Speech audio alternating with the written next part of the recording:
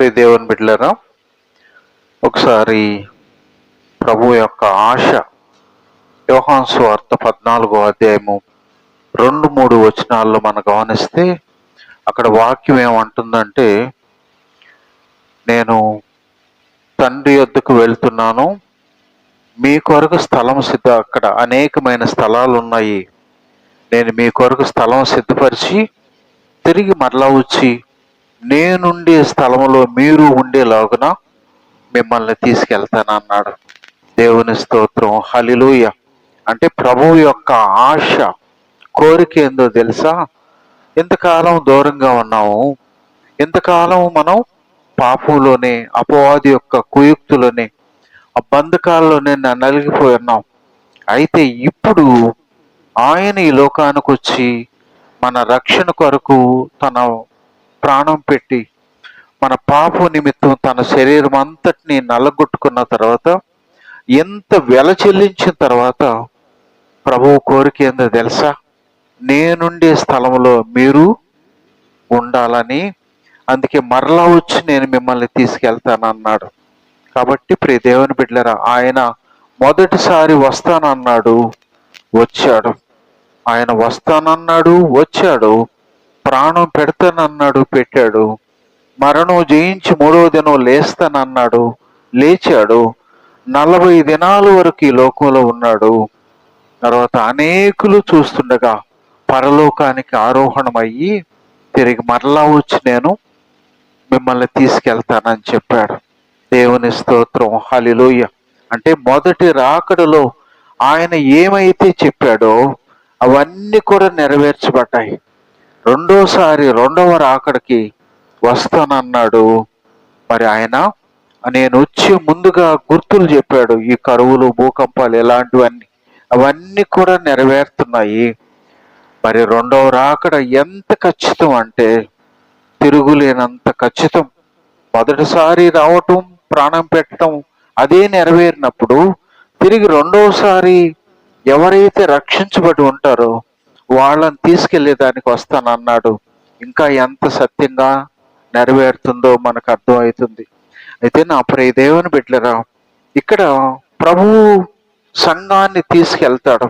తీసుకెళ్ళినప్పుడు మరి అక్కడ ప్రభువుతో కలిసి, మొట్టమొదటిగా ప్రభువుతో కలిసి ఆ పరలోకంలో లేక మధ్యాకాశంలో మరి ప్రేమ విందులో ఉంటారు సంఘం. అయితే దానికి ముందుగా, ఆ సంఘానికి ముందుగా జరిగే కార్యాలు, ఎవరెవరు ఎత్తబడతారు, ఎవరెవరు ఆ రక్షణలో లేకుండా మరి మరి తిరస్కరించబడతారు, విడిచిపెట్టబడతారు అనేది మనం కొంతవరకు మనం నేర్చుకొని, ఆ ప్రభువు సంఘం ఎత్తబడిన తర్వాత జరిగే కార్యాలు కూడా కొన్ని విషయాల గురించి మనం మొదటగా నేర్చుకుందాం. మరి 1 కొరింథీ పత్రిక 15వ అధ్యాయం 20వ వచనంలో, ఇప్పుడైతే నిద్రించిన వారిలో ప్రథమ ఫలముగా క్రీస్తు మృతులలో నుండి లేపబడి ఉన్నాడు. దేవుని స్తోత్రం, హల్లెలూయ. నా ప్రియ దేవుని బిడ్డలారా, ఇప్పుడైతే అన్నాడు. ఇప్పుడైతే అంటే ఎప్పుడైతే ప్రభువు ఈ లోకానికి మానవుడిగా వచ్చాడు, మరణించాడు, మరణం జయించి 3వ దినం లేచాడు. అందుకు ఆ మాట వాడాడు. ఇప్పుడైతే ప్రథమ ఫలంగా అంటే మొట్టమొదటిసారి మరణం జయించి లేచినటువంటి ప్రభువు లేచాడు. ఒక మాట మీరు అనొచ్చు, యేసు ప్రభు వారు కూడా కొంతమందిని బ్రతికించాడు కదా. ఎంతమందిని? ఆయన 3 బ్రతికించాడు. ఒకరు యాయీరు కుమార్తె, ఆమెని చనిపోయిన వెంటనే ఆయన వచ్చి బ్రతిలాడుకున్నప్పుడు ప్రభు వెళ్ళి చనిపోయినటువంటి చిన్నదాన లేయి అనగానే ఆమె లేచింది. రెండవది నాయోను విధవరాలి కుమారుడు, ఆయన నిన్న చనిపోయాడు. ఈరోజు మనోళ్ళ ఆచార ప్రకారంగా 2వ రోజు మరి ఆ శవాన్ని తీసుకొని ఊరి గవినిలో, ఆ శవాన్ని ఊరి గవిని దగ్గరకు వచ్చినప్పుడు అప్పుడు ప్రభు వెళ్ళి ఆ పాడిని ముట్టి చిన్నవాడా లేయి అన్నాడు. అంటే నిన్న చనిపోయినటువంటి ఈ చిన్నోడు ప్రభువు మాట ప్రకారంగా లేచాడు. 2 అయ్యారు. మూడవది ఏంటంటే యోహాను సువార్త 11వ అధ్యాయంలో ఆయన లాజరుకి అనారోగ్యం ఉన్నప్పుడే పంపించారు. అయ్యా, నువ్వు ప్రేమించే లాజరు రోగంతో ఉన్నాడు అన్నప్పుడు ఆయన మరి ఇంకా 2 రోజులు ఉన్నాడంట. ఉన్న దగ్గర ఇంకా 2 రోజులు ఉన్నాడు. టోటల్ గా లాజరు దగ్గరకు వచ్చేటప్పటికి 4వ రోజు వచ్చాడు. 4వ రోజుకి బాడీ కండిషన్ ఎలా ఉంటుంది? 2వ రోజుకే మనకు కొంత అనారోగ్యంగా ఉండే వాళ్ళకంటే వాసన వస్తూ ఉంటుంది. ఇంకా 3వ రోజు అయితే చెప్పలే, వాసన ఎక్కువ అయిపోతుంది, పురుగులు వచ్చేస్తాయి, స్టార్ట్ అయిపోతుంది, భయంకరమైన పరిస్థితిలో ఉంటుంది. 4వ దినం అంటే ఇంకెంత తీవ్రంగా ఉంటుంది బాడీ. 4వ దినములు అంటే ప్రపంచంలో ఇంకెవ్వడు కూడా మరి ప్రభువు చేసిన కార్యాన్ని ఎవరూ చేయనంతగా ఆయన 4వ దినములో చనిపోయిన లాజరు అని అంటే ప్రభు స్వరం ఆ శవం వినింది. ఎలా వినింది? ఆయన సృష్టికర్త కాబట్టి ఆయన స్వరాన్ని శవం వినింది. రానంగాల్ని బయటికి లేచి వచ్చింది. దేవుని స్తోత్రం, హల్లెలూయ. కాబట్టి 3 బ్రతికించాడు. కానీ మనం తెలుసుకోవాల్సిన సత్యం ఏంటంటే, ఈ రీతిగా ప్రభువు కాలంలో ఉండే వాళ్ళందరినీ బ్రతికించితే ఎంత బాగుండు. ఒకటి మనం గుర్తించాలా, చచ్చిపోయిన వాళ్ళందరినీ బ్రతికించడం ఆయన యొక్క ఉద్దేశ్యం కాదు. మరి ఉద్దేశం ఏంది అని అంటే, మనకు యోహాను సువార్త 11:25 అంటాడు, పునరుద్ధానమును జీవమును నేనే, నా యందు విశ్వాసముంచివాడు చనిపోయినను బ్రతుకును, బ్రతికి నా యందు విశ్వాసముంచివాడు ఎన్నటికి చనిపోడు. దేవుని స్తోత్రం, హల్లెలూయ. ప్రియ దేవుని బిడ్డలారా, పునరుద్ధానం అంటే చనిపోయినోడు బ్రతకటము, బ్రతికినోడు సజీవంగా జీవించటం నేనే. నా నుంచే అది ప్రారంభం అవుతుంది. దేవుని బిడ్డలారా, కాబట్టి ఆయన మరణం మీద అధికారం ఉంది అనే విషయాన్ని ఎవరికి తెలియాలా? విశ్వాసులకు తెలియాలా? ఆ రోజు శిష్యులకు తెలియాలా? ఈ రోజు మనకు కూడా తెలియాలా? మరణం మీద అధికారం ఆయనకునింది అని అందరూ గుర్తించేటట్లుగా మరి వాళ్ళని మరి 4వ దినంలో బ్రతికించాడు. అందుకనే అందరినీ మరి బ్రతికించటం కాదు. అందరిని బ్రతికితాడా? మరణం అనేది లేకుండా ఉంటే ఎంతమంది ఇప్పటికే నిండిపోయి ఉంది భూమి అంతా. భారతదేశం అయితే మరీ నిండిపోయి ఉంది. ఎంత చైనా తర్వాత మందే దేశం, ఎక్కువ మంది జనాభా ఉండటం వల్ల. కాబట్టి ప్రియ దేవుని బిడ్డలారా, మనకి ఇంకొక మాట కూడా ఏమంటాడంటే, యోహాను సువార్త 20:31 దేవుని కుమారుడైన క్రీస్తు అని మీరు నమ్మునట్లును, నమ్మి ఆయన యందు జీవము పొందునట్లును ఇవి వ్రాయబడెను. దేవుని స్తోత్రం, హల్లెలూయ. యేసుక్రీస్తు దేవుని కుమారుడని మనం నమ్మాలి. ఎందుకు తెలుసా? మానవుడిగా, మనుష్య కుమారుడిగా వచ్చిన మరణం మీద అధికారం ఆయనకునింది, రోగాల మీద అధికారం ఉన్నింది. అంతేకాకుండా సృష్టి మీద సముద్రాన్ని, తుఫాన్ని గద్దించినప్పుడు అది ఆయనకి లోబడింది. అంటే సర్వాధికారము పరలోకంలో ఏ విధంగా ఉండిందో భూమి మీద కూడా ఆయన అలాంటి అధికారం ఆయన కలిగి ఉన్నాడు. కాబట్టి ఈ సత్యవన్నీ మనం గ్రహించాలని, మనకు ఆయన మరణించిన వాళ్ళని లేపాడే గాని ప్రతి ఒక్కరిని లేపటం అనేది ఉద్దేశ్యం కాదు. అయితే నా ప్రియ దేవుని బిడ్డలారా, చనిపోయిన వాళ్ళు బ్రతికినా వాళ్ళ కాలంలో వాళ్ళందరూ మరలా కూడా చనిపోయారు. కానీ మరణం జయించి లేచినటువంటి యేసు ప్రభు ఒకే ఒక్కడు ఇప్పటికీ ఆయన జీవముతో ఉన్నాడు. ఆయన తండ్రి కుడిపార్శ్వమందున ఆసీనుడుగా ఉండి మన నిమిత్తం విజ్ఞాపన చేస్తున్నాడు. దేవుని స్తోత్రం, హల్లెలూయ. కాబట్టి ప్రథమ ఫలంగా ఆయన వచ్చాడు అనంటే, ఆయన యందు విశ్వాసం ఉంచిన వాళ్ళందరూ కూడా ఆయన తర్వాత వస్తారనేది మనకు గుర్తించుకోవాల్సిన విషయం. రెండవ మాటగా మనం గమనించినట్లయితే, నా ప్రియ దేవుని బిడ్డలారా, 1 దెస్సలోనిక 4:14-17 యేసు మృతి పొంది తిరిగి లేచినని మనము నమ్మినెడల అదే ప్రకారము యేసునందు నిద్రించిన వారిని దేవుడు ఆయనతో కూడా వెంట పెట్టుకొని వచ్చును. మేము ప్రభువు మాటలను బట్టి మీతో చెప్పినది ఏమనగా, ప్రభువు రాకడ వరకు సజీవులమై నిలిచి ఉండు మనము నిద్రించిన వారి కంటే ముందుగా ఆయన సన్నిధికి చేరము. ఆర్భాటముతోనూ ప్రధాన దూత శబ్దముతోనూ దేవుని బూరతోనూ పరలోకం నుండి ప్రభు దిగివచ్చును. క్రీస్తు నందుండి మృతులైన వారు మొదట లేతురు. ఆ మీదట సజీవులమై నిలిచి ఉండు మనము వారితో కూడా ఏకముగా ప్రభువుని ఎదుర్కొనుటకు ఆకాశ మండలమునకు మేఘముల మీద కొనుపోబడుదుము. కాగా మనము సదాకాలము ప్రభువుతో కూడా ఉందము. కాబట్టి మీరు ఈ మాటల చేత ఒకరినొకడు ఆదరించుకొనుడి. హల్లెలూయా. దేవుని బిడ్డలారా, ఈ మాటలు ఏంటంటే, మరి ప్రభువు ఈ లోకానికి వచ్చిన తర్వాత, ప్రాణం పెట్టిన తర్వాత, ప్రభువునందు విశ్వాసం ఉంచి ఎంతమంది అయితే చనిపోయి ఉన్నారో వాళ్ళందరూ కూడా వాళ్ళు ప్రభువు ఏర్పరిచిన పరదైసులో వాళ్ళు ఉంటారు. అంటే ప్రభువునందు విశ్వాసం ఉంచిన వాళ్ళందరూ కూడా పరదైసులో, మరి మనకు లోకసువార్త 16వ అధ్యాయంలో ఉన్న పరదైసులో వాళ్ళందరూ ఉంటారు. తరువాత ఎప్పుడైతే ప్రభువు మరి ఆర్భాటముతో, ప్రధాన దూత శబ్దముతో, దేవుని బోరతో పైనుంచి, అంటే పరలోకం నుంచి కిందికి మధ్యాకాశంలోనికి దిగి వస్తాడో, నా ప్రియ దేవుని బిడ్డలారా, ఆయనతో పాటు ఎంతమంది చనిపోయి రక్షించబడి ఆ పరదేశంలో ఉన్నారో వాళ్ళందరినీ తీసుకుని ఆయన మధ్యాకాశానికి వస్తాడు. అదే సమయంలో కింద భూమి మీద ఉన్నటువంటి పరిశుద్ధాత్మ దేవుడు ఎంతమంది రక్షించబడి ఉన్నారో వీళ్ళందరినీ తీసుకొని ఆయన మధ్యాకాశానికి వెళ్తాడు. అంటే కింద ఉన్నటువంటి పరిశుద్ధాత్మ దేవుడు రక్షించబడి రక్షణలో ఎదుగుతున్న సంఘాన్ని తీసుకుని మధ్యాకాశంలోకి వస్తే, పరలోకంలో ఉన్నటువంటి ప్రభువు ఎంతమంది ఆల్రెడీ చనిపోయి ఆయన దగ్గర ఉన్నారో వాళ్ళందరినీ తీసుకుని మధ్యాకాశానికి వస్తారు. అక్కడ మనం సదాకాలము ఆయనతో ఉండే ఆ గొప్ప ధన్యత, ఆ భాగ్యం ఉంది. అందుకనే దానికి అలాంటి టైంలో ఏం చేస్తారయ్యానంటే, అందుకే అక్కడ 7 ఏండ్లు పరిశుద్ధులకు విందవబోతుంది అన్నాడు. మనకు పాట కూడా ఉంది కదా, 7 ఏండ్లు పరిశుద్ధులకు విందవబోతుంది, 7 ఏండ్ల లోకం మీదికి శ్రమ పోతుంది. హల్లెలూయా. కాబట్టి ఇక్కడ ఈ విధంగా ఈ సంఘం అనేది ఎత్తబడినప్పుడు అక్కడి నుంచి ఆల్రెడీ చనిపోయినటువంటి వాళ్ళు, కొత్త నిబంధన విశ్వాసులందరూ కూడా అక్కడ పరిశుద్ధులు కలిసి మరి ఆ విందులో పాలు పంపులు పొందే ధన్యతను, భాగ్యాన్ని కొత్త నిబంధన విశ్వాసులకు ఉంటుంది. తరువాత పాత నిబంధన విశ్వాసుల పరిస్థితి ఏంటి?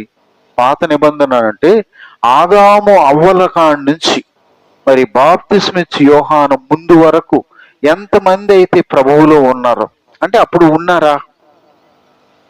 ప్రభువులో రక్షించబడిన గుంపు పాత నిబంధన విశ్వాసులో ఉన్నారా అని అంటే ఉంటారు. మరి ప్రభువును చెప్పి చెప్పక తలకి కుమారుడిని బలిచ్చే దానికి తీసుకెళ్ళాడంటే ఎంత విశ్వాసం అది?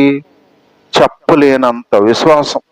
యేసుకేలుతో దేవుడు అంటాడు, నరపుత్రుడా, నీ భార్యను ఒక్క దెబ్బతో చంపేస్తున్నా, ఏడవద్దు, కన్నీరు గారవద్దు, చిత్తం ప్రభు అన్నాడు. వాక్యం చెప్తుంది, దేవుడు ఆయనకి ఏం చెప్పాడో చెప్పినట్లుగా ప్రవర్తించాడు. అంటే దేవుడి కోసం ఏమైనా చేయగలిగినటువంటి విశ్వాసులు పాత నిబంధనలో ఉన్నారు. దేవుని స్తోత్రం, హల్లెలూయా. నా ప్రియ దేవుని బిడ్డలారా, కొత్త నిబంధనలో ప్రభువు కార్యాలను బట్టి ప్రభువుని ఎరిగినటువంటి విశ్వాసులు ఏ విధంగా అక్కడ ఉంటారో, అదే విధంగా పాత నిబంధనలు కూడా ప్రభువులో అలాంటి నమ్మకం ఉంచినటువంటి వాళ్ళు. అంటే మనకు వాక్యం ఏం చెప్తుందంటే, అపోస్తుల కార్యం 17వ అధ్యాయము 26వ వచనంలో అన్నాడు, యావత్ భూమి మీద కాపురముండుటకు ఆయన ఒక నుండి ప్రతి జాతి మనుషులను సృష్టించి, వారు ఒకవేళ దేవుని తవులలాడి కనుగొందురేమో అని తన్ను వెదకు నిమిత్తము నిర్ణయ కాలమును వారి నివాస స్థలము యొక్క పొలిమేరలను ఏర్పరచెను. ఆయన మనలో ఎవనికిని దూరముగా ఉండువాడు కాడు. చాలు. ప్రైలాడు, హల్లెలూయా. దేవుని బిడ్డల ఆది నుంచి, ప్రారంభం నుంచి, సృష్టి ప్రారంభం నుంచి దేవుడు ఆదాము అవ్వలని ఒక మనిషిని నిర్మించాడు. ఆయన నుంచి స్త్రీని నిర్మించాడు. వాళ్ళ నుంచి ప్రతి జాతి మనుషుల్ని నిర్మించాడు. అంటే ఈ మనుషులందరూ ఎక్కడి నుంచి వచ్చారు? ఈరోజు రకరకాలైన కులాలతో కొట్లాడుకొని సస్తున్నారే, గుంపంతా ఎక్కడి నుంచి వచ్చారు అని అంటే, దానికి మూలం, ప్రారంభం మొట్టమొదటి మానవుడైన ఆదాము అవ్వల నుంచి, అక్కడి నుంచి ప్రారంభమయ్యి ఈరోజు అనేక రకాలైన జాతిగా, అనేక రకాలైనటువంటి గుంపులుగా మరి విస్తరించారు. కాబట్టి ప్రతి దేవుని బిడ్డలారా, వాక్యం ఏమి చెప్తుందంటే, ప్రతి జాతి మనుషులను సృష్టించాడు. వారు ఒకవేళ దేవుణ్ణి తడువులాడి కనుగొందురేమో అని, వాళ్ళకి ఒకవేళ దేవుణ్ణి గూర్చిన స్పృహ వస్తుందేమో, దేవుణ్ణి తెలుసుకోవాలన్న ఆలోచన ఆశ వాళ్ళకి కలుగుతుందేమోనని తన్ను వెదకే నిమిత్తం దేవుడు అందుబాటులో ఉన్నాడంట. దేవుని స్తోత్రం, హల్లెలూయా. దేవుడు సృష్టించేసి నీ ఇష్టం అని ఆయన కళ్ళు మూసుకుని అటు గోడసాయి మళ్ళుకో తిరుక్కొని పడుకోలా. మిమ్మల్ని ఇక్కడ నిలిపి ఈ భూమి మీద మిమ్మల్ని సృష్టించి ఆయన తన్ను వెదకే వాళ్ళ కోసం అందుబాటులోనే ఉన్నాడంట. అందుబాటులో ఎవరైతే ఆ స్పృహ కలిగి, ఎవరికైతే ఆలోచన కలిగి, ఎవరైతే దేవుడు అనేటువంటి ఆలోచన ఎవరికైతే వస్తుందో అలాంటి వాళ్ళందరికీ ఎంత అందుబాటు అంటే, అందుకనే మనకు ఇర్మియా గ్రంథంలో అక్కడ అన్న మాట ఏంటంటే 29:13, మీరు నన్ను వెదకిన ఎడల పూర్ణ మనస్సుతో నన్ను గూర్చి విచారణ చేయనెడల మీరు నన్ను కనుగొందురు, నన్ను నేను మీకు కనబరుచుకుందును. ఇదే యెహోవా వాక్కు. హల్లెలూయా. దేవుని బిడ్డలారా, అక్కడ వాక్యం ఏం చెప్తుందంటే పూర్ణ మనస్సుతో దేవుణ్ణి మేము తెలుసుకోవాలా, దేవుణ్ణి మేము కనుగొనాలా. ఈ సత్యము నిజమైన దేవుడు భూమి ఆకాశాన్ని సృష్టించినటువంటి దేవుని మేము కనుగొనాలని ఎలాంటి ఆశ ఎంత మందిలో వస్తుందో అక్కడ అంటాడు, పూర్ణ మనస్సుతో మీరు నన్ను గూర్చి మీరు విచారణ చేస్తే నన్ను నేను బయలుపరుచుకుంటాను, నన్ను నేను మీకు కనపరుచుకుంటాను అన్నాడు. దేవుని స్తోత్రం, హల్లెలూయా. అంటే ఆయన ఆశ కూడా తను ఎవరో తన బిడ్డలకు ప్రత్యక్షపరచాలనే ఆశ దేవుంది. కాబట్టి ఆశ లేని వాళ్ళు ఈరోజు ఏం చేస్తున్నారు, ఎవరు పడితే ఎట్ట మార్గంలో పడితే అట్ట రకరకాలుగా అయిపోయారు. కానీ దేవుడు మాత్రం తన్ను మాత్రం ఎదికే వారందరికీ అందుబాటులో ఉండి వాళ్ళు నోరారా ఎప్పుడైతే పిలుస్తారో వాళ్ళకి మాత్రం ఆయన సమీపంగా ఉండి ఆ విధంగా వాళ్ళకి అవకాశాలు ఇస్తున్నాడు. కాబట్టి ప్రియ దేవుని బిడ్డలారా, కొత్త నిబంధనలో రక్షించబడిన సంఘం ఎత్తబడుతుంది. పాత నిబంధనలో కూడా దేవుడు వాళ్ళకి అందుబాటులో ఉన్నాడు కాబట్టి హెబ్రీ పత్రిక 11వ అధ్యాయాన్ని మనం గమనించినట్లయితే వాళ్ళు మరి విశ్వాస వీరులు అని చెప్పబడ్డారు. హెబ్రీ పత్రిక 11వ అధ్యాయంలో ఎవరు వాళ్ళు? విశ్వాస వీరులు. ఎంత విశ్వాసం అంటే సింహాల బోన్లోకైనా వెళ్ళిపోయారు. మేము ప్రార్థన చేయకుండా మేము ఉండలేము. దేవుని కోసం వాళ్ళు రాజు చెప్పాడు, నేను పెట్టించిన విగ్రహానికి మొక్కండి లేకపోతే మిమ్మల్ని అగ్నిలో వేసేస్తాం అన్నారు. నువ్వు వేసిన పర్లా, మేము మాత్రం నువ్వు పెట్టిన దానికి మొక్కము, మమ్మల్ని రక్షించుటకు మా దేవుడు సమర్థుడు అన్నాడు. నా ప్రియ దేవుని బిడ్డలారా, దేవుడు సమర్థత అక్కడ నిరూపించబడి అగ్నిలో నుంచి వాళ్ళు బయటకు వచ్చారు. దేవుని స్తోత్రం, హల్లెలూయా. అంత విశ్వాసులు ఎప్పుడు పాత నిబంధనలో అంత గొప్ప విశ్వాసులు, ఇన్ని అద్భుతాలు చూసి ఇన్ని ఆశ్చర్యకార్యాలు చూసిన కొత్త నిబంధనలో చివరిలో ఉన్న మన విశ్వాసం ఒకసారి పరిశీలించుకుంటే వాళ్ళతో ఏడకొస్తాము, కాలి గోటికి కూడా మనం చెల్లుబాటు కాము. నిజం చెప్పాలంటే వాళ్ళతో పోల్చుకుంటే మనకు ఎన్ని కార్యాలు, వాళ్ళతో పోల్చుకుంటే ఎన్ని అద్భుతాలు జరిగించాడు, ఎంతగా మనం ఆయన ఎరిగాము, ఎంతగా మనకు అందుబాటులో ప్రభు ఉండి పరిశుద్ధ గ్రంథాన్ని మన చేతికిచ్చాడు. అయినా మన విశ్వాస పరిధి మనం 1% కూడా ఎంతమంది ఉన్నారో నాకు తెలియదు. కాబట్టి ప్రదేవాన్ని పెట్టారు. అందుకు పాత నిబంధనలో విశ్వాసులు అనేవాళ్ళు ఉంటారా లేదా? ఖచ్చితంగా ఉండరు. వాళ్ళందరూ కూడా పాత నిబంధనల విశ్వాసులు కూడా వాళ్ళు అక్కడికి వస్తారు. దేవుని స్తోత్రం, హల్లెలూయా. తర్వాత ఇప్పుడు మూడు చెప్పాను కదా. మొదటిది ప్రభువు లేచాడు, తర్వాత కొత్త నిబంధన విశ్వాసులు వచ్చారు, పాత నిబంధనలో ఉన్న విశ్వాసులు కూడా అక్కడికి వస్తారు. తర్వాత 4వ మాటగా మనం గమనించినట్లయితే ఈరోజు క్రైస్తవ్యానికి శ్రమలు ఉన్నాయా లేవా? ఈరోజు దేవుని మహాకృప మనకు మాత్రం లేవు. ఎందుకంటే మనం బలహీనమని ఆయనకు తెలుసు, మనకు లేవు. కానీ ఆ ఉత్తర భారతదేశానికి వెళ్తే భయంకరమైనటువంటి శ్రమలు, ఆ శ్రమలను మనం ఊహించి ఉన్నాం. దేవుని బిడ్డలారా, అంత భయంకరమైన శ్రమలు ఎదుర్కొంటూ కూడా వాళ్ళు ప్రభు కొరకు వాళ్ళు నిలబడ్డారు. ఎంత గొప్పోళ్ళు చూడండి వాళ్ళు. ప్రాణం పోతున్నప్పటికీ మణిపూర్లో ఇళ్ళన్నీ తగలబెట్టారు, చర్చిలన్నీ తగలబెట్టారు.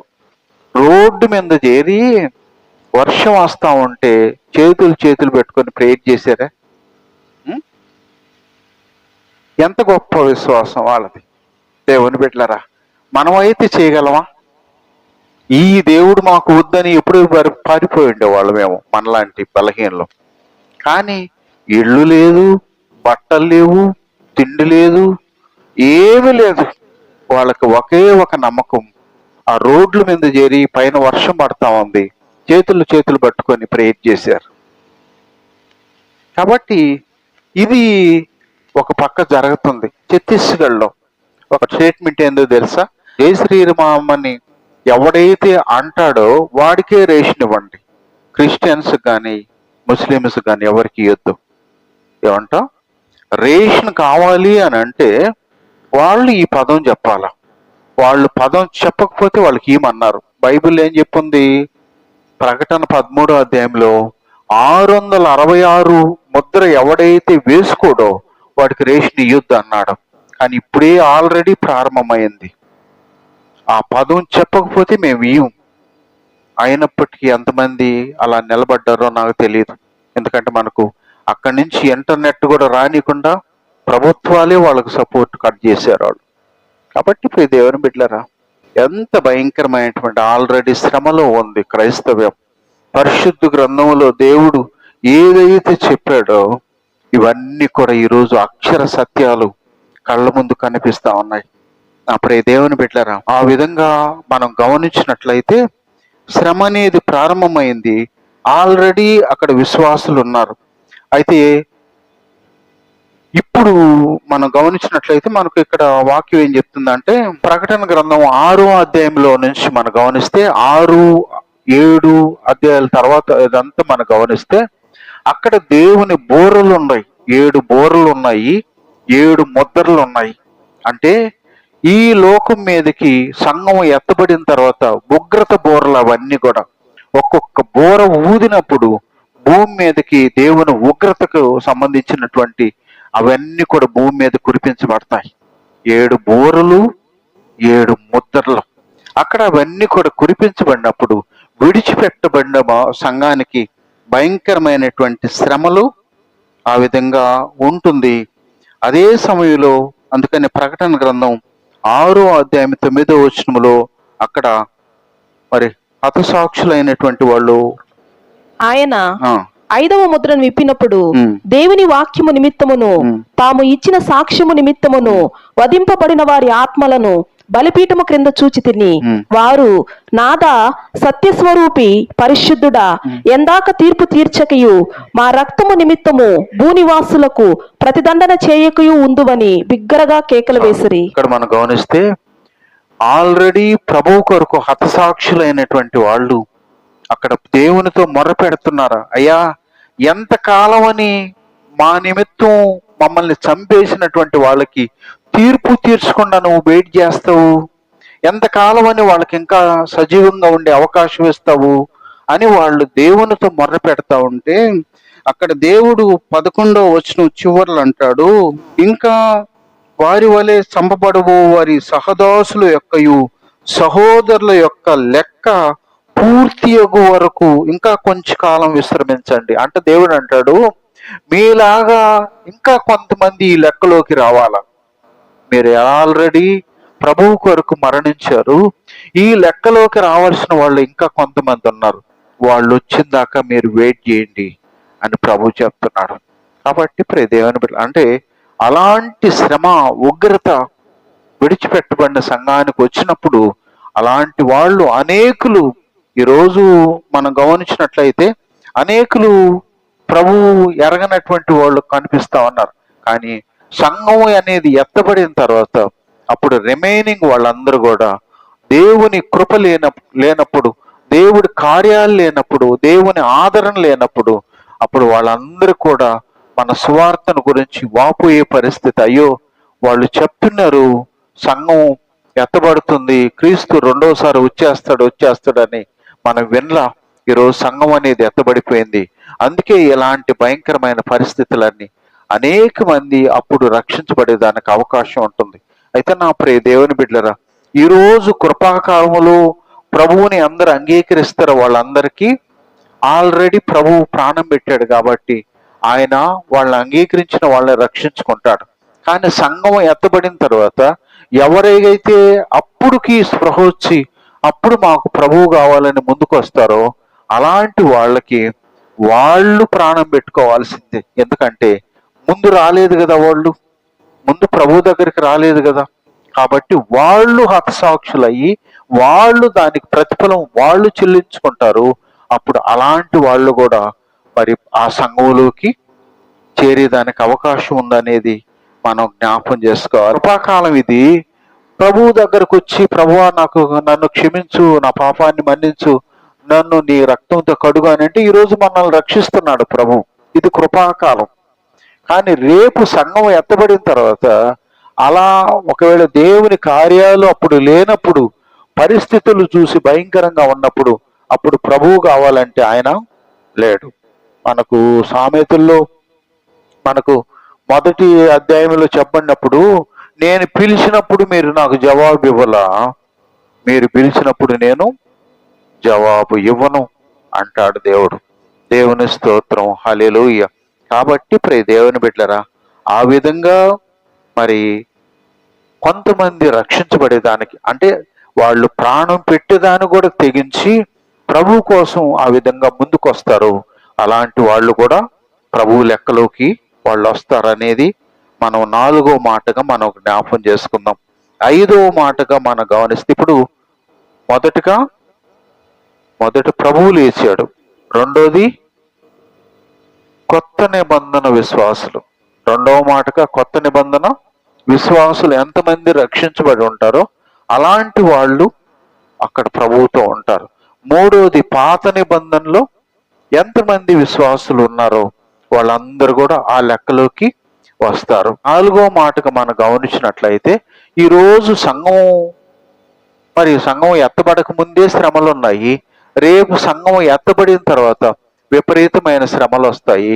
అలాంటప్పుడు ప్రభువు కొరకు ప్రాణం పెట్టేవాళ్ళు అనేక మంది ముందుకు వస్తారు. కాబట్టి వాళ్ళు కూడా కొంత లెక్క ఆ బ్యాచ్లో కలుస్తుంది. 4వది. 5వది మనం గమనించినట్లయితే ప్రకటన 11వ అధ్యాయము 3 నుంచి, నేను నా 2 సాక్షులకు అధికారం ఇచ్చేదను. వారు గోనెపట్ట ధరించుకుని 1260 దినములు ప్రవచింతురు. వీరు భూలోకమునకు ప్రభువైన వాని ఎదుట నిలుచుచున్న 2 ఒలీవ చెట్లను దీపపు స్తంభములనై ఉన్నారు. ఎవడైనను వారికి హాని చేయ ఉద్దేశించిన ఎడల వారి నోట నుండి అగ్ని బయలు వెలడి వారి శత్రువులను దహించి వేయును గనుక ఎవడైనను వారికి హాని చేయ ఉద్దేశించిన ఎడల అలాగు వాడు చంపబడవలెను. తాము ప్రవచించు దినములు వర్షము కురవకుండా ఆకాశమును మోయుటకు వారికి అధికారము కలదు.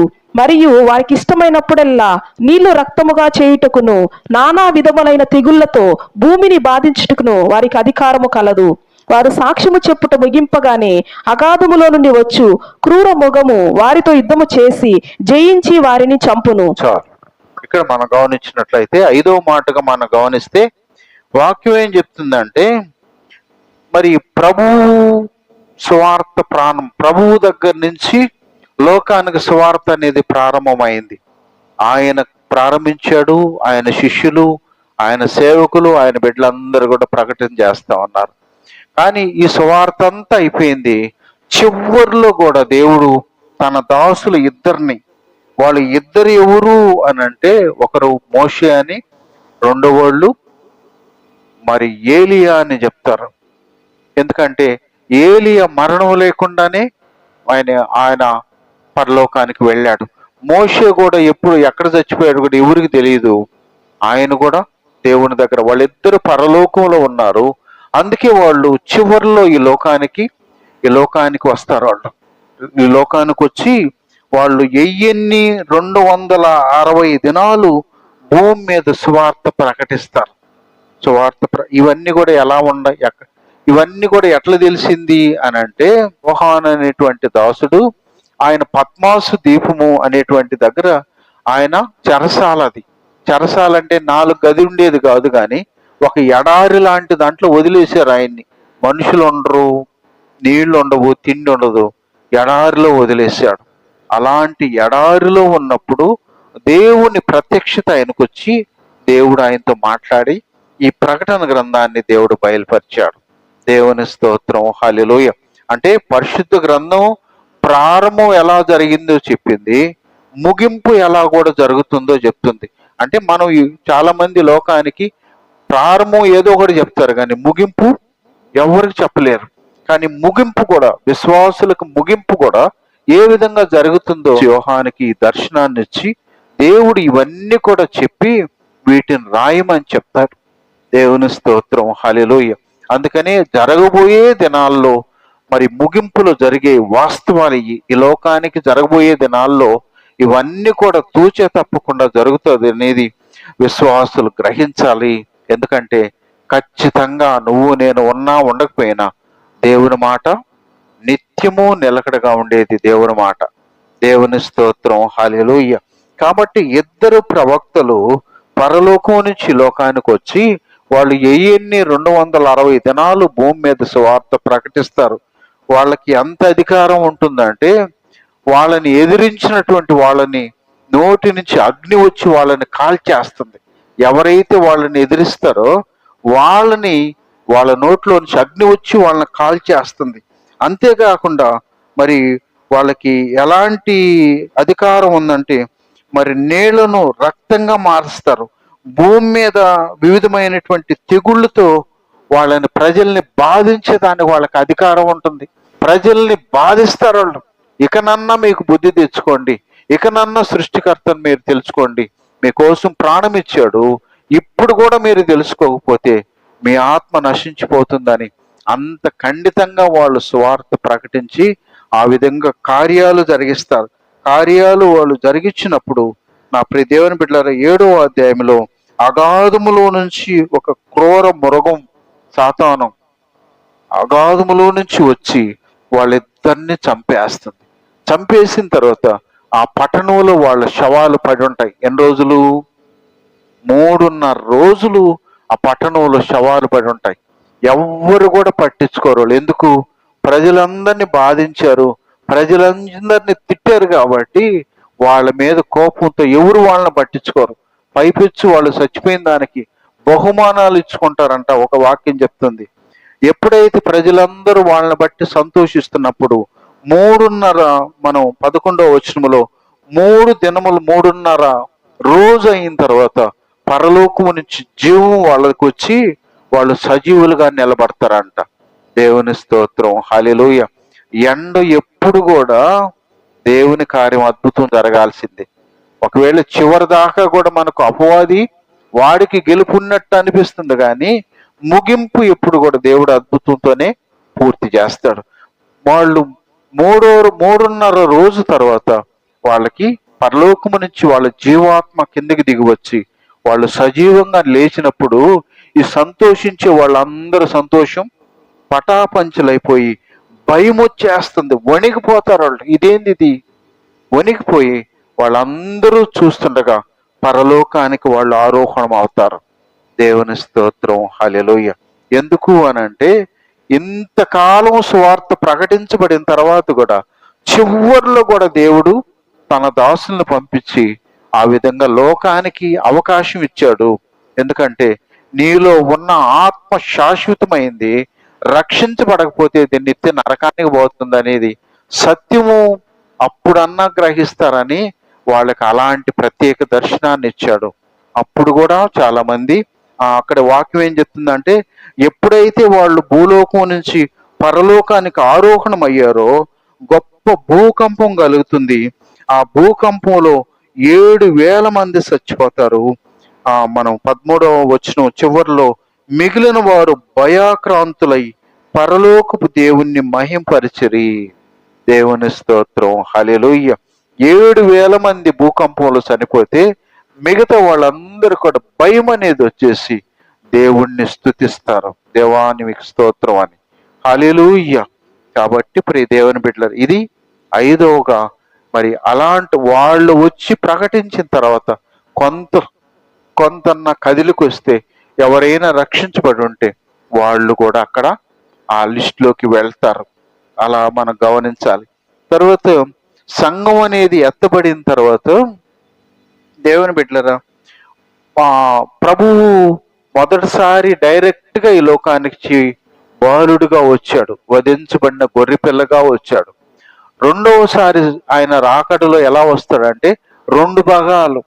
మొదటిసారి ఆయన బాలుడుగా వచ్చాడు, కన్యక గర్భంలో జన్మించాడు, సర్వమానవాళి కొరకు ప్రాణం ఇచ్చాడు. రెండోసారి రహస్య రాకడ ఒకటి, బహిరంగ రాకడ ఒకటి అని అన్నాడు. రహస్య రాకడ అనేది ఎలా వస్తుందంటే ఆ బోర శబ్దంతో, మనం మొదటి దశలోనికి 4:14 నుంచి గమనిస్తే ఆ బోర శబ్దంతో, దేవుని బోరతో ప్రభువు పరలోకము నుండి మధ్యాకాశానికి రావటం, కింద సంఘం ఎత్తబడతాం అనేది లోకానికి తెలియదు. అది రహస్యం. అది రహస్యంగా సంఘం అనేది ఎంతసేపు రెప్పపాటు, కన్ను మూసి తెరిచే లోపల సంఘం వెళ్ళిపోయి ఉంటుంది. నేను సర్దుకుంటున్నాను, ఒక క్షణంలో వస్తున్నా కదా అంటే కుదరదు. అది ఆ విధంగా సంఘం అనేది రెప్పపాటులో వెళ్ళిపోతుంది. అది రహస్య రాకడ. కాబట్టి ఆ ఎత్తబడే వాళ్ళు ఎలా ఉంటారంటే పరిపూర్ణంగా, ఇప్పుడు బస్ స్టాండ్లు బ్యాగులన్నీ పట్టుకొని పిల్లల్ని పట్టుకొని రెడీగా ఉంటారు చూడు, ఆ టైపులో రక్షణలో ఎవరైతే ఉంటారో వాళ్ళు ఎత్తబడేవాళ్ళు. బ్యాగు సర్దుకుంటానో అప్పుడు ఎత్తుకుంటుంటారు పిల్లోడు ఆడుండాడని, ఈ బ్యాచ్ అంతా అప్పుడు కుదరదు అది. కాబట్టి ఆ విధంగా సంఘం ఎత్తబడిన తర్వాత అంత్యక్రీస్తు పరిపాలన వస్తుంది. సంఘం అనేది ఎత్తబడిన తర్వాత రిమైనింగ్ వాళ్ళకి అంత్యక్రీస్తు అంటే వాడు క్రీస్తు విరోధి, క్రీస్తుకి వ్యతిరేకంగా పరిపాలన జరిగించేవాడు వాడు వస్తాడు. కానీ వాళ్ళు ఎలా అంగీకరిస్తారు అంత్యక్రీస్తుని అనేది వాడు మనం గమనించినట్లయితే, ఇప్పుడు లోకంలో, ప్రపంచంలో నెమ్మది లేదు, సమాధానం లేదు. ఎటు చూసినా కూడా భూకంపాలు, ఎటు చూసినా యుద్ధాలు ఉన్నాయి. ఒక పక్క రష్యా ఉక్రెయిన్కి ఒక యుద్ధం అయితే, ఒక పక్క ఇశ్రాయేలుకి ముస్లిం హమాస్ దేశాలకి మరొక పక్క యుద్ధం. భయంకరమైన పరిస్థితి. ఒక పక్క భూకంపాలు, ఒక పక్క కరువులు, ఒక పక్క భయంకరమైన పరిస్థితి. ఎంత భయంకరమైన పరిస్థితి ఎప్పుడూ లేదు. మనకు మాత్రం అర్థం కావట్లే. టీవీ చూసుకుంటున్నాం, టయానికి తింటున్నాం, నిద్రపోతున్నాం, మనకేం అర్థం కావట్లా. కానీ వాస్తవం ఏంది తెలుసా? భయంకరమైన పరిస్థితి ఉంది. కానీ సంఘము ఎత్తబడిన తర్వాత క్రీస్తు విరోధి ఏ వంకతో వస్తాడు తెలుసా? నేను లోకానికి శాంతినిస్తాను, లోకానికి యుద్ధాలన్నీ మాపేసి అందరికీ నేను సమాధానాన్ని నేను ప్రకటిస్తాను, నేను మీకు అవకాశం ఇస్తాను అని చెప్పి వాడు శాంతి దూతగా వచ్చి అప్పుడు పరిపాలన జరిగిస్తాడు ప్రపంచం రిమైనింగ్ వాళ్ళందరికీ. నా ప్రియ దేవుని బిడ్డలారా, ఎప్పుడు 3.5 సంవత్సరం పాటు వీడు నిజంగా క్రీస్తు సేవకుడా, క్రీస్తు వ్యతిరేక అనేది అర్థం కాకుండా ఉంటుంది ప్రజలకి. ఎందుకంటే క్రీస్తుకు వ్యతిరేకంగా ఈ సీట్లో ఉన్నాడా, క్రీస్తుకు అనుకూలంగా ఉన్నాడా అనేది ప్రజలకు అర్థం కాదు. అప్పుడు చాలా మంది మనం సందిగ్ధంలో ఉంటారు. అయితే ఇప్పుడు ఉన్నారు అంటే 7 సంవత్సరాలు కదా పరలోకపు విందు. మొదటి 3.5లో ప్రజలు సందిగ్ధంతో కాలం గడిపేస్తారు. రెండవ 3.5 సంవత్సరంలో తిరగబడతారు ప్రజలందరూ. దానికి కారణం ఏంటంటే, మనకు ఇక్కడ వాక్యం ఏమంటుందంటే, దానియేలు గ్రంథం 8వ అధ్యాయం 12వ వచనంలో అక్కడ అనుదిన బలిని నిలువ చేసేస్తాడు. ఈ అంత్యక్రీస్తు అనేవాడు మందిరంలో వాళ్ళు బలులు ఇచ్చేవాళ్ళు, అర్పణలు అర్పించేవాళ్ళు దేవునికి. కాబట్టి వాళ్ళు ఏం చేస్తాడు, అర్పణ లేదు ఏమి లేదని వాటిని మానేస్తాడు. అరే, దేవుడు మాకు ధర్మశాస్త్రంలో అర్పించమనంటే వీడు ఇది వద్దు అంటున్నాడంటే వీడు నిజంగా దేవుని ప్రవక్త కాదు, క్రీస్తు విరోధి అనేటువంటి వాస్తవాన్ని ఇశ్రాయేలు ప్రజలందరికీ గ్రహింపు వస్తుంది. ఇశ్రాయేలు ప్రజలందరూ గ్రహింపుకు వచ్చినప్పుడు ఒక్కసారిగా చరిత్రను వాళ్ళు నెమరు వేసుకుంటే, యేసు ప్రభుని ఆయన ఈ లోకంలో జరిగించిన అద్భుతాలు, సముద్రాన్ని గాలిని గద్దించడం, చనిపోయిన వాళ్ళని బ్రతికించడం, ఇలాంటి అద్భుతాలన్నీ చేసింది ఎవరు? మరణం జయించి లేచింది ఆయన.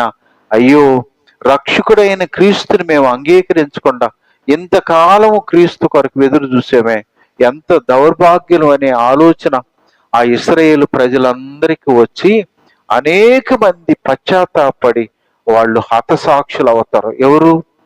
ఇశ్రాయేలు ప్రజలు. ఎందుకో తెలుసా?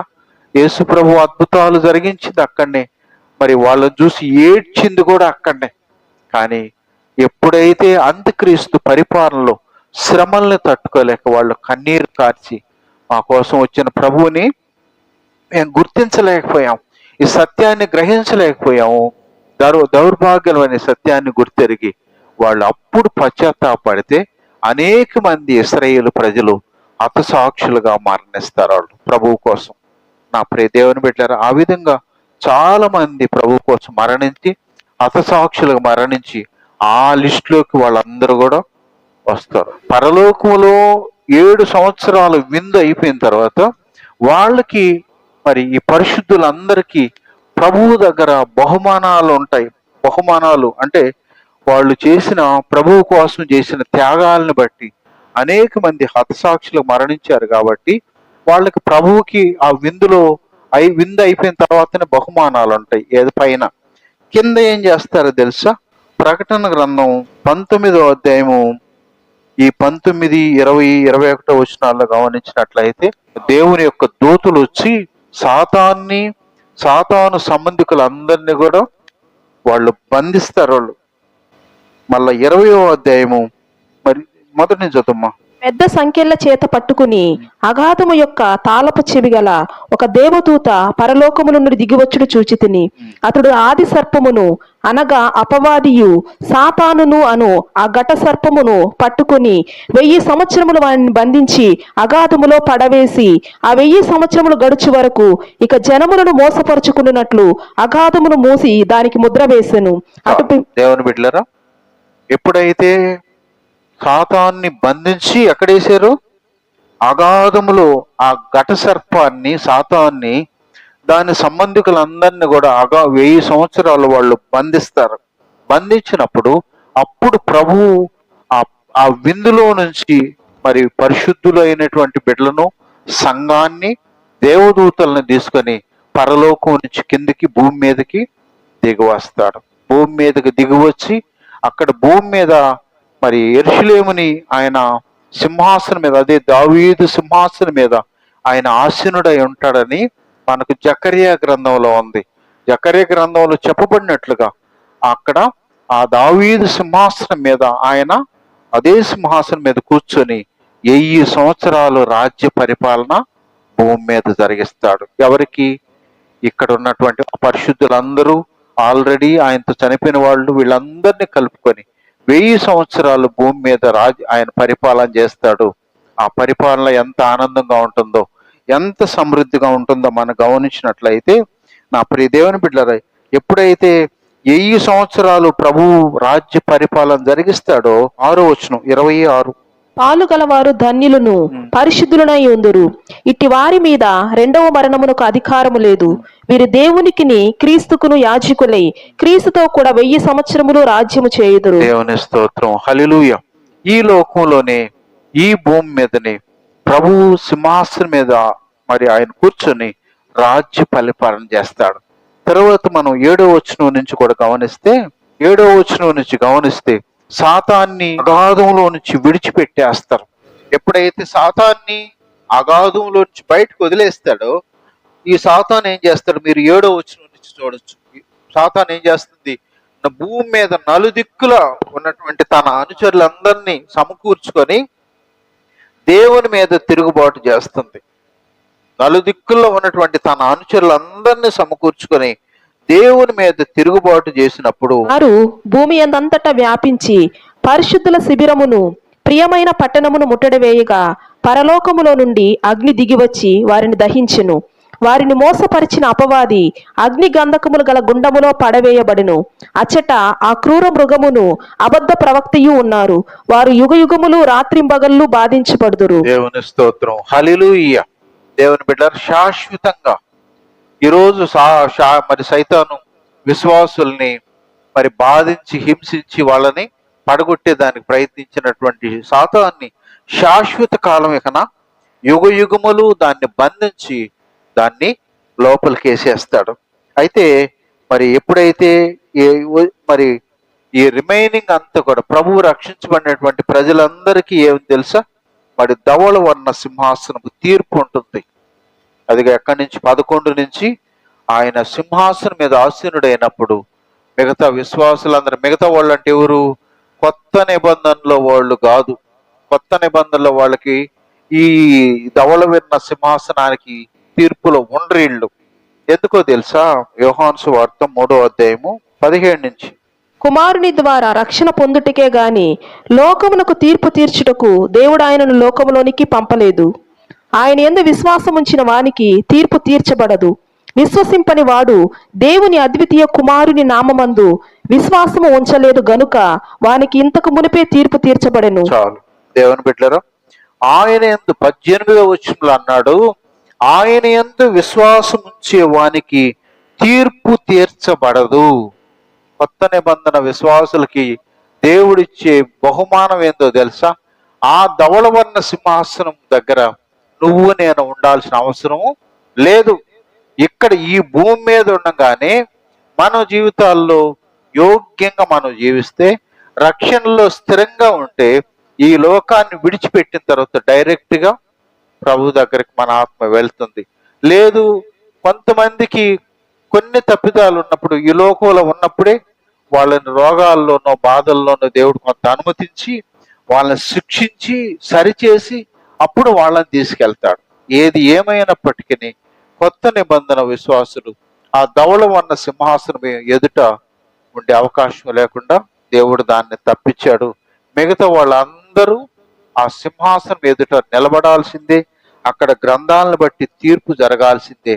ఇది అయిన తర్వాత మనం ప్రకటన 21:1 గమనిస్తే, అంతటి నేను క్రొత్త ఆకాశమును క్రొత్త భూమిని చూచితిని, మొదటి ఆకాశమును మొదటి భూమియు గతించిపోయెను. దేవుని స్తోత్రం, హల్లెలూయా. ఇవంతా జరిగిన తర్వాత ఫైనల్ గా వచ్చేలేకే క్రొత్త ఆకాశము క్రొత్త భూమి వచ్చేస్తుంది. ఇప్పుడు ఇదంతా కూడా గతించిపోతుంది. ఇది వాస్తవం, ఇది సత్యము.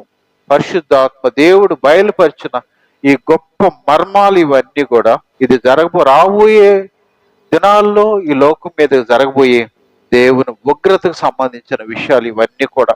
ఉగ్రతలో మనం, సంఘం అనేది ఉగ్రతలో ఉంటుందా? ఉండదు. ఎందుకో తెలుసా, సంఘం ఎత్తబడిన తర్వాతనే ఈ ముద్రలు కావచ్చు అవన్నీ కూడా రిమైనింగ్ వాళ్ళందరికీ ఆ శిక్ష అనేది ప్రారంభమవుతుంది. సంఘం ఎత్తబడేటప్పుడే మనం ఎత్తబడితే ఈ లోకం మీద అది సంఘాన్ని గురించి ఒక్క మాట చూపించి నేను ముగించేస్తా. మత్తయి సువార్త 24:21, లోకారంభము నుండి ఇప్పటి వరకును అట్టి శ్రమ కలుగలేదు, ఇక ఎప్పుడునూ కలుగబోదు. చాలు, దేవుని స్తోత్రం, హల్లెలూయా. లోకం ప్రారంభం నుంచి ఇప్పటి వరకు సంఘం ఎత్తబడిన తర్వాత కలిగే శ్రమలు లాంటివి ఎప్పుడూ కలగలేదంటే అది ఇంకా ఎంత తీవ్రంగా ఉంటుందో, ఎంత భయంకరంగా ఉంటుందో మనకు తెలుస్తుంది. కాబట్టి ఆ శ్రమలో సంఘం మరి శిక్షించబడకుండా ఉండాలంటే అవకాశం ఉన్నప్పుడే, సంఘం ఎత్తబడక మునిపే మనల్ని మనం సరిచేసుకొని ప్రభువు రాకడ కొరకు సిద్ధపడితే మనం ఆయనతో ఆ 7 ఏండ్ల విందులోనైనా, ఏ సంవత్సరాల రాజ్య పరిపాలనలోనైనా, లేక శాశ్వత కాలం నూతన ఆకాశం నూతన భూమిలోనైనా మనం ఉండే భాగ్యము దేవుడిస్తాడు. లేదంటే ఇంత బతికి ఇంటి అన్నాళ్ళకి చచ్చాడు అనేది. అంటే మనం ఇంతగా క్రైస్తవులుగా ఉండి ఇన్ని విషయాలు నేర్చుకొని దేవుడు మన కోసం ఎంత అద్భుతమైనటువంటి దేవుడు అన్ని రాసిపెట్టి చేస్తే, అన్నీ తెలుసుకొని కూడా మనం ఆ సంఘంలో ఎత్తబడే గుంపులో మనం లేకపోతే ఎంత ప్రమాదమో చూడండి. కాబట్టి విశ్వాసులంగా బైబిల్ చదవండి. మీరు దేవుని బిడ్డలందరూ బైబిల్ చదవండి, దేవునిలో స్థిరంగా ఉండండి. ఎందుకంటే ఆయన రాకడ సమీపంగా ఉంది.